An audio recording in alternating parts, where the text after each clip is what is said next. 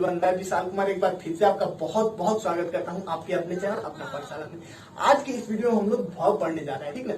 तो मैं आपको बता दूं कि मेरा पिछला वीडियो जो नाउन प्रोनाउन एडजेक्टिव का मैं पढ़ा चुका हूं, पार्ट्स ऑफ स्पीच भी बता चुका हूं, और जो मेरा लास्ट वीडियो था स्पेशली जो आप लोगों ने डिमांड किया था, मैं उस पे लाया था use of am is are.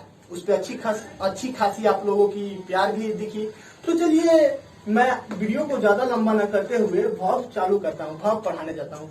अगर आप वो सब वीडियो देखना चाहते हैं तो वीडियो के डिस्क्रिप्शन बॉक्स में मैं उन सबका लिंक दे चुका हूँ, वहां से जाकर आप देख सकते हैं, ठीक है। तो भाव जानने से पहले आप ये एक बार समझ लीजिए कि भाव आप जहां भी इवन यूट्यूब पे ही देखिए तो बहुत सारे अच्छे अच्छे टीचर हैं, उन्होंने वर्ब का डेफिनेशन यानी वर्ब को डिफाइन किया और उसके बाद सीधे ऑब्जेक्ट ऑफ वर्ब पे चलेगा, ठीक ना। और बीच का सारा चीज गायब कर दिए। जैसा कि आपको पता है मैं बेसिक ग्रामर सेक्शन लाया हुआ हूँ, तो आपको बेसिक से बेसिक यानी छोटी से छोटी नॉलेज इसके बारे में दूंगा, ठीक ना। तो चलिए एक एक इंफॉर्मेशन का वर्ब को खोद के उड़ेल के पढ़ते हैं कि आगे आपको फिर वर्ब पढ़ने में कोई दिक्कत ना हो। तो चलिए आपको वीडियो को लंबा ना करते हुए आपको वर्ब की तरफ ले चलते हैं। सबसे पहले आप वर्ब, मैं यहाँ पे कुछ सेंटेंस लिख रहा हूँ, आप इन सेंटेंस को देखिए और थोड़ा इन पे विचार कीजिएगा, गौर फरमाइएगा कि ये सेंटेंस क्या कहना चाह रहे हैं। जैसे फर्स्ट मैं लिखता हूँ राम इज प्लेइंग, ठीक है। उसी तरह मैं यहाँ पे लिखता हूँ शी हैड टू सन्स। मैं यहाँ पे एक और सेंटेंस लिखता हूं He has a cup. My dog was ill. ठीक ना। अब यहाँ पे देखिएगा मैंने यहाँ पे सेंटेंस लिखे हैं कुछ, Ram is playing, she had two sons, he has a car, my dog was इल।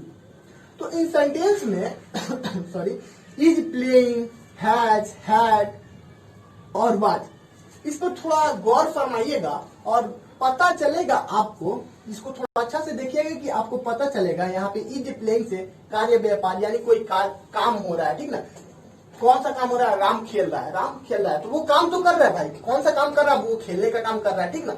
वो काम तो हो रहा है, ठीक ना। तो यहाँ पे इज प्लेइंग से कार्य व्यापार, ठीक ना। और वहां पे हैड, यहाँ पे हैड से संबंध, हैड से स्वामित्व यानी कार है उसके पास, ठीक ना, वह कार का मालिक है, ठीक ना। तो हैड से यहाँ पे स्वामित्व, माय डॉग वाज इल, अब यहाँ पे वाज बीमार था, ठीक ना, अवस्था, यहाँ पे ये सब बता रहा है ना। तो यहाँ पे देखिए कि जो मतलब संबंध क्या क्या चीज से बता रहा है। ये देखिए कार्य व्यापार, स्वामित्व, संबंध, अवस्था, इस सब का बोध कराए, ठीक ना। इस सब का बोध जो कराता है, ऐसे ही शब्द को हम क्या कहते हैं? वर्ब कहते हैं, ठीक ना। ये हमारे वर्ब हो गए, ठीक ना। इज प्लेइंग, हैड, हैज और वाज, यही हमारे वर्ब हो गए। बहुत ही सिंपल सी बात है, आपको ये जान लेना जरूरी था, इसीलिए मैं आपको ये बताया हूँ। तो चलिए वीडियो को ज्यादा लंबा ना करते हुए अभी मेन टॉपिक पे आते हैं, वर्ब, ठीक ना। वर्ब का हिंदी क्रिया होता है, ये आप सबको पता ही है, और आपने इसका डिफिनीशन पढ़ ही रखा था। अगर डिफिनीशन नहीं पढ़ा था तो कोई बात नहीं, आपको पता ही है कि मैं डिफिनीशन कैसा लाता हूँ, जो देखते ही आपको याद हो जाए। पहले हिंदी में जान लेते हैं कि वर्ब यानी क्रिया होता क्या है। देखिए क्रिया उस शब्द को कहते हैं, यानी वर्ब उस शब्द को कहते हैं जिसे किसी कार्य या व्यापार, स्वामित्व या संबंध का बोध हो, जैसा कि मैंने आपको बताया और आपने छोटे क्लास में पढ़ रखा होगा। जिस वाक्य से किसी कार्य का करने या होने का बोध होता है उसे हम क्रिया कहते हैं, ठीक ना। तो चलिए ये सब अलग बात है, मैं आपको इसका डेफिनेशन बता देता हूँ। इसका डेफिनेशन क्या होता है? तो देखिए वर्ब का डेफिनेशन बहुत ही सिंपल, बहुत ही छोटा आपके लिए लेकर आया हुआ हूँ। A verb is a word, a verb is a word, note कीजिएगा, a verb is a word which says something about subject, यानी किसी भी सेंटेंस के, ठीक ना, कोई भी वर्ड किसी भी सब्जेक्ट के बारे में बताता है, उसे हम क्या कहते हैं? वर्ब कहते हैं, ठीक ना। A verb is a word which says something about subject. यानी किसी भी सब्जेक्ट के बारे में, सब्जेक्ट के किसी भी वर्ड के बारे में बताता है, उसे हम क्या कहते हैं, वर्ब कहते हैं, ठीक ना। अब ये जो वर्ब है, समझे, वर्ब को इंग्लिश वर्ब, इसको आप इंग्लिश वर्ब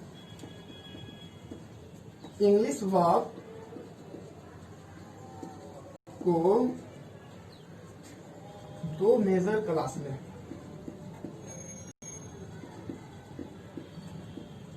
बांटा गया है।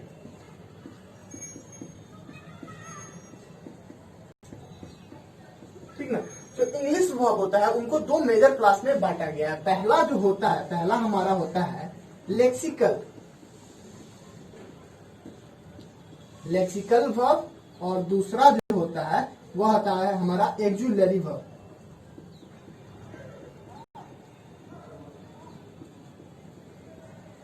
Auxiliary verb. अब देखिए लेक्सिकल वर्ब क्या होता है और एक्जुलरी वर्ब क्या होता है। देखिए आपने बहुत सारे सेंटेंस में देखा होगा ऐसे वर्ड को, जैसे कि गो, इट, लाफ, रन, एक्सेट्रा। ये सब अगर ऐसे वर्ड आपको किसी भी सेंटेंस में दिख जाए वो होते हैं लेक्सिकल वर्ब। अभी लेक्सिकल वर्ब को डिटेल में पढ़ेंगे। एक्जुलरी वर्ब भी थोड़ा सा जान लेते हैं, इसका भी इंट्रो दे देता हूं। जैसे कि आपने किसी भी सेंटेंस में am, is, are, was, word, etcetera, ऐसा आप किसी भी सेंटेंस में देखें तो आपको ये पता चल जाएगा देख के कि हाँ ये जो वर्ब है ये एक्जुलरी वर्ब है। आइए अब लेक्सिकल वर्ब को डिटेल में करते हैं कि लेक्सिकल वर्ब होता क्या है, इसको नोट जान लेते हैं। लेक्सिकल वर्ब अब क्या होता है, ठीक ना। लेक्सिकल वर्ब क्या होते हैं,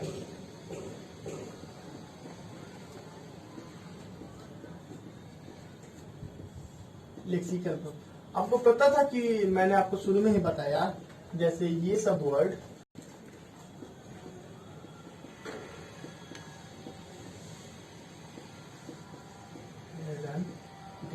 गो, इट, लाफ, रन जैसे सब ने वर्ब क्या कहलाते हैं, लेक्सिकल वर्ब कहलाते हैं।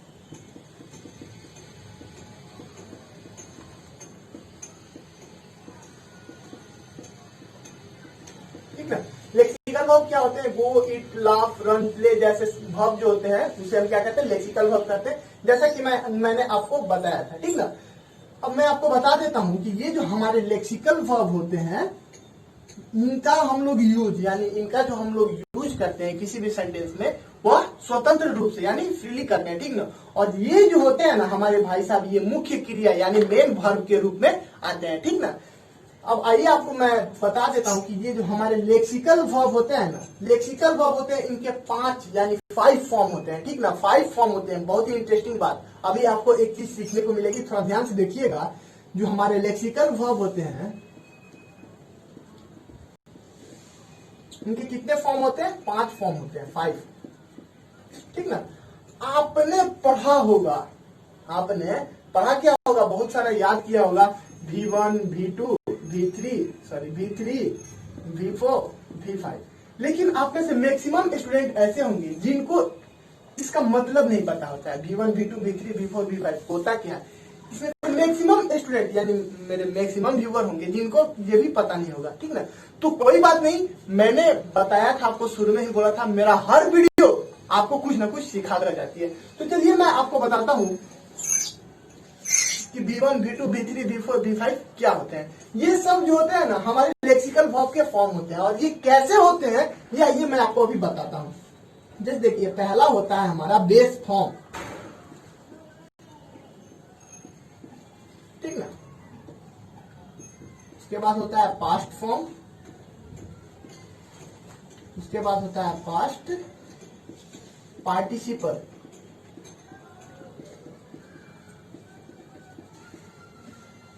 और चौथा होता है हमारा आईएनजी फॉर्म, और पांचवा होता है जो कि हमारा एस फॉर्म, ठीक ना। अब आपको पता चल गया, ये जो बेस फॉर्म होता है इसे हम V1 कहते हैं, जो पास्ट फॉर्म होता है उसे V2 कहते हैं, जो पास्ट पार्टिसिपल होते हैं उसे V3 कहते हैं, और जो आईएनजी फॉर्म होते हैं उसे V4, और जो एस फॉर्म होते हैं उसे हम V5 कहते हैं, ठीक ना। तो बेस फॉर्म क्या होते हैं, बेस फॉर्म यानी जो हमारे वर्ब जिस भी मतलब किसी भी सेंटेंस में हमारे वर्ब जैसे रहे वैसे उठाकर ला दिए जाए, वो होते हैं हमारे बेस फॉर्म, ठीक है ना। जैसे यहाँ पे देखिए गो, इट, लाफ, ये होते हैं हमारे बेस फॉर्म, इनमें कोई चेंज ना किया जाए, ये होते हैं हमारे बेस फॉर्म। अब देखिए पास्ट फॉर्म, जैसे यहाँ पे मैं लिखता हूँ बेस फॉर्म, गो का गो ही हो जाएगा, इट, लाफ, रन, ठीक ना। और इसका V2 फॉर्म यानी पास्ट फॉर्म, ठीक ना। पास्ट फॉर्म क्या हो जाएगा, गो का वेंट, इट का एट, लाफ्ट, रन का रन।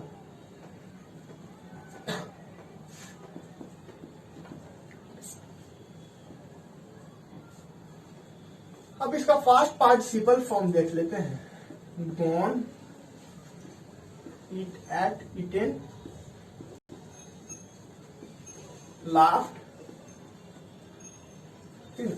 अब आईएनजी फॉर्म देख लेते हैं, आईएनजी फॉर्म क्या होता है। आईएनजी फॉर्म क्या होता है, देखिए जैसे बेस फॉर्म जो होता है ना, बेस फॉर्म में हमारे आईएनजी उठ के लग जाते हैं, वही होते हैं हमारे आईएनजी फॉर्म। जैसे यहाँ पे बेस फॉर्म गो है, तो गो में क्या लग जाएंगे, आईएनजी लग जाएंगे, गोइंग। इट है, आईएनजी लग जाएंगे, ईटिंग।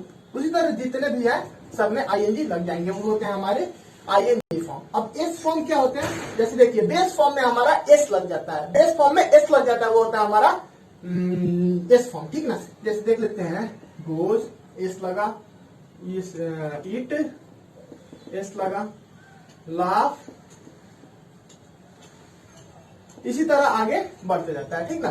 तो ये होते हैं हमारे लेक्सिकल वर्ब, और इनको 5 टाइप में कैटेगराइज किया गया, और 5 टाइप जो इनके 5 फॉर्म होते हैं वो कौन कौन से होते हैं ये आपको पता चल गया, ठीक ना। अब आइए पता करते हैं कि जो हमारे एक्सिलरी वर्ब होते हैं वो क्या होते हैं, और उनका यूज हम कैसे करते होते हैं।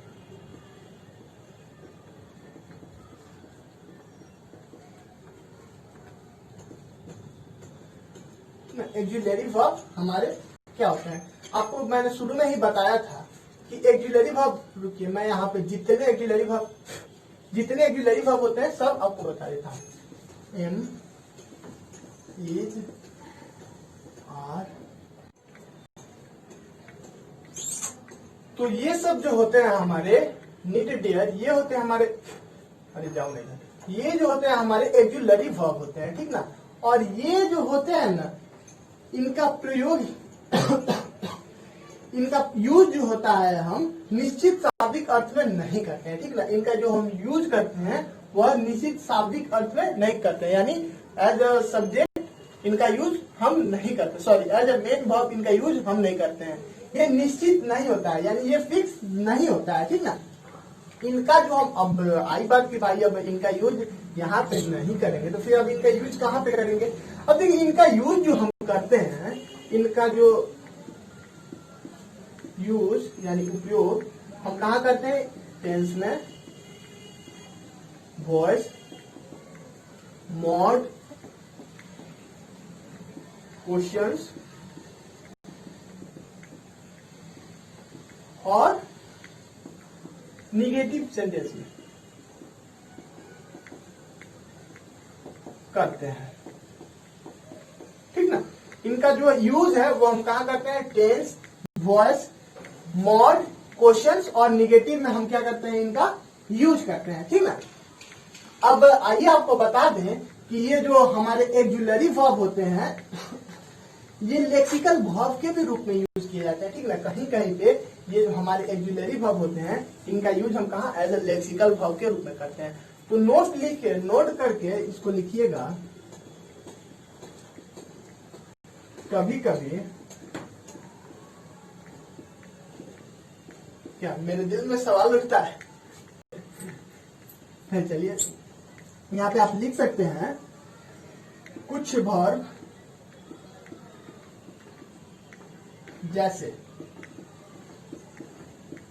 डू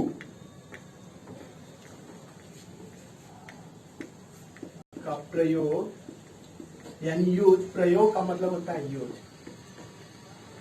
ठीक है। डू का प्रयोग हम लेक्सिकल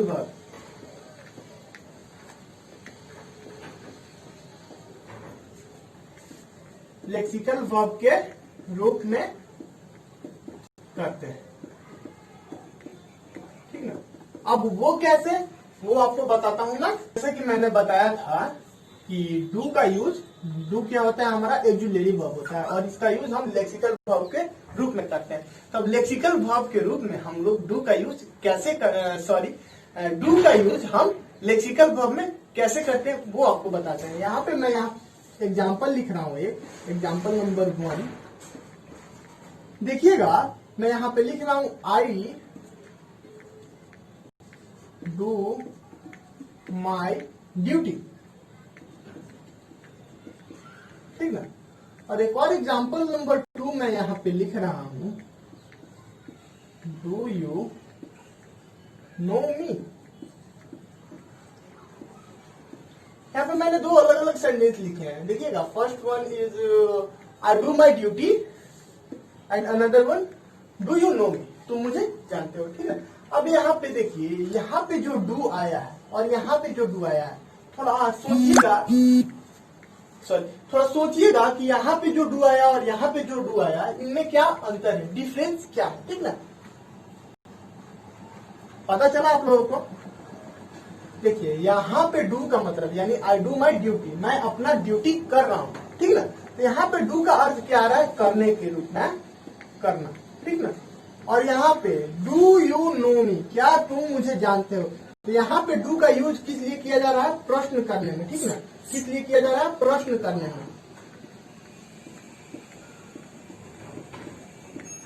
ठीक ना। तो प्रश्न करने में किया जा रहा है यानी क्वेश्चन पूछने में किया जा रहा है, ठीक ना। और यहाँ पे ये कोई शाब्दिक अर्थ नहीं बन रहा है, ठीक ना। इसलिए यहाँ पे ये हम डू का यूज लेक्सिकल में करते हैं और यहाँ पे ऑक्सिलरी में करते हैं, ठीक ना। तो ये था हमारा वर्ब का एक पार्ट, ठीक ना।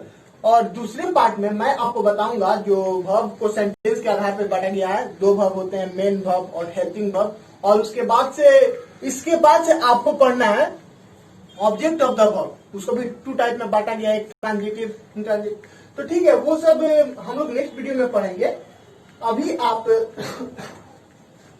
इसको अच्छा से एक बार नोट डाउन करके और एक बार देख लीजिए। बस पढ़ने की तो जरूरत होगी नहीं, मुझे पता है। बस आपको एक बार और इस वीडियो को देखना है और उसको अच्छा से नोट डाउन कर लेना है। वीडियो का पूरा कॉन्सेप्ट क्लियर हो जाएगा, ठीक ना। मैं आपको वर्ब फॉर्म का कुछ ट्रिक्स भी बताऊंगा। ट्रिक्स क्या, वर्ब फॉर्म भी पढ़ाऊंगा जब वर्ब खत्म हो जाएगा। उसके बाद वर्ब फॉर्म पढ़ाऊंगा। जब आप वर्ब फॉर्म पढ़ लीजिएगा तो आपको वर्ब में कहीं भी कोई दिक्कत नहीं होगा। जब आपका वर्ब क्लियर हो गया तो समझ लीजिए आप 25% इंग्लिश बोल चुके, ठीक ना। तो चलिए, अभी तक आपने मेरे चैनल को सब्सक्राइब नहीं किया और वीडियो को लाइक नहीं किया तो जल्दी से कर लीजिए और बेल आइकन को प्रेस करना बिल्कुल नहीं भूलिएगा। मिलते हैं आपसे नेक्स्ट वीडियो में, तब तक के लिए बाय बाय।